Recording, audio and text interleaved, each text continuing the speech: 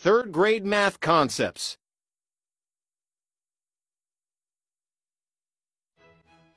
Hi everyone. In this video, we are going to solve a two-step word problem. An ice cream truck has 379 frozen treats. The driver just bought a box of popsicles that has 3 different flavors and 8 of each flavor. How many frozen treats does the truck have now? What is this problem about? Well, it's about frozen treats. What are we trying to find out? How many frozen treats does the truck have now? What information is important? Well, the truck driver starts out with 379 frozen treats, but he buys a new box of popsicles that has 3 different flavors and 8 of each flavor. So this is a two-step word problem, so I'm going to divide my sheet into 2 sides, step 1 and step 2. It is important to keep in mind that our end goal is to figure out how many total treats the truck driver has now. In order to do this, we must first figure out how many new popsicles the truck driver bought. As noted earlier, the new box of popsicles has 3 different flavors and 8 of each flavor. Therefore, our first step is to figure out 3 times, and that equals 24.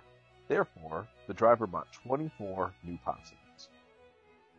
For step 2, we are going to figure out the total number of frozen treats. We take 379, which is the total number of treats that he started out with, and add the 24 new popsicles to it. If we do that, we end up with 403.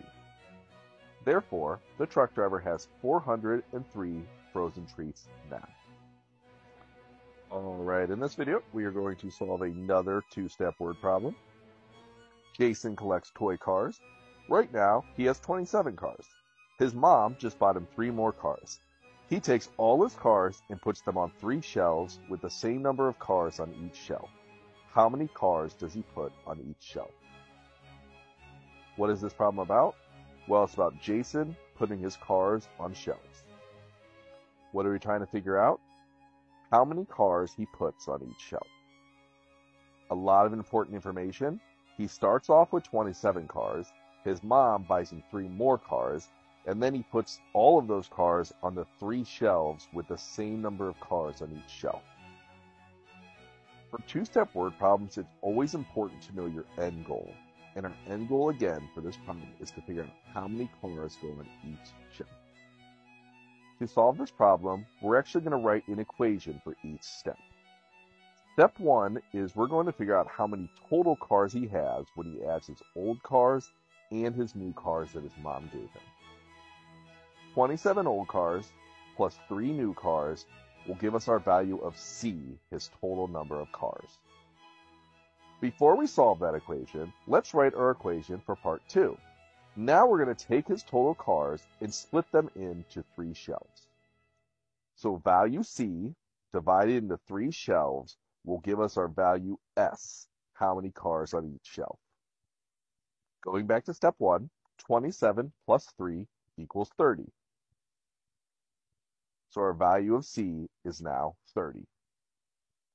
Going down to step 2, we replace C with 30 in order to solve our second step.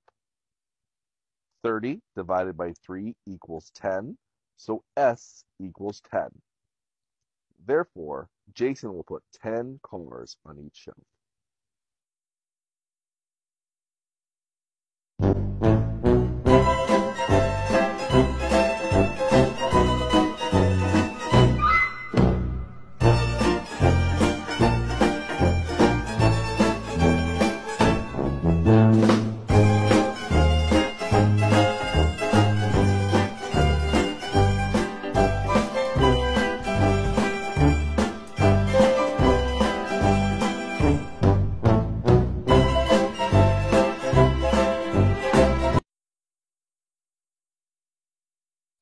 When numbers come my way, I start to feel a glow. Would round it to the nearest 10, I'm ready to go. If it's 15 or more, I'll round up to the sky. But if it's 14 or less, I'll let it softly lie. Rounding to the nearest 10, we'll dance and sing along. Numbers in our hands will sway and carry on. 10, 20, 30, we'll round to a precise beat. Rounding numbers round and round, feeling oh so neat. When numbers come my way, I start to feel the glow. With rounding to the nearest 10, I'm ready to go. If it's 15 or more, I'll round up to the sky. But if it's 14 or less, I'll let it softly lie. Rounding to the nearest 10, we'll dance and sing along. Numbers in our hands, we'll sway and carry on. 10, 20, 30, we'll round to a precise beat. Rounding numbers, rounding.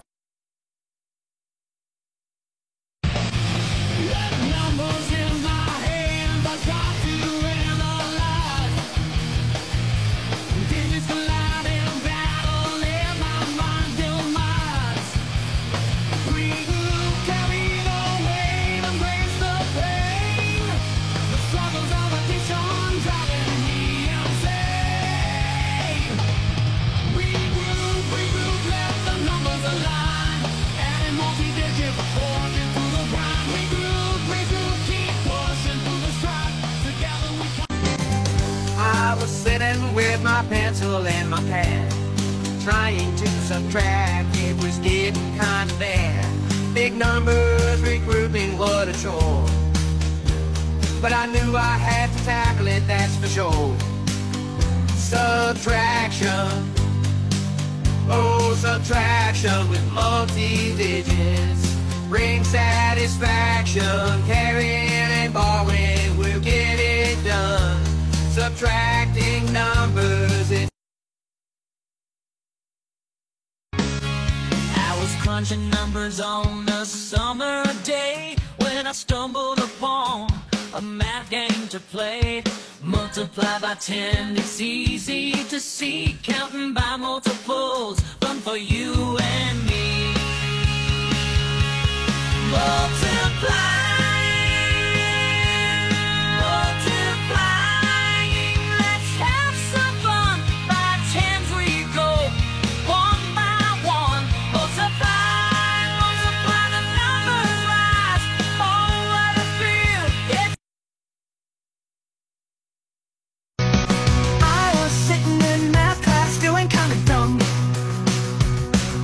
The teacher started talking about fractions, oh here it comes.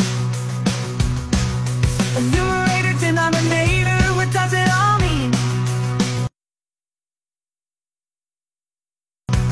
I need a funk pop country song to make this routine. Break it down, fractions in my head. Multiply, divide, add, subtracting, stack. Give me a reason to believe that I can understand. With a little bit of music, fractions ain't so bland.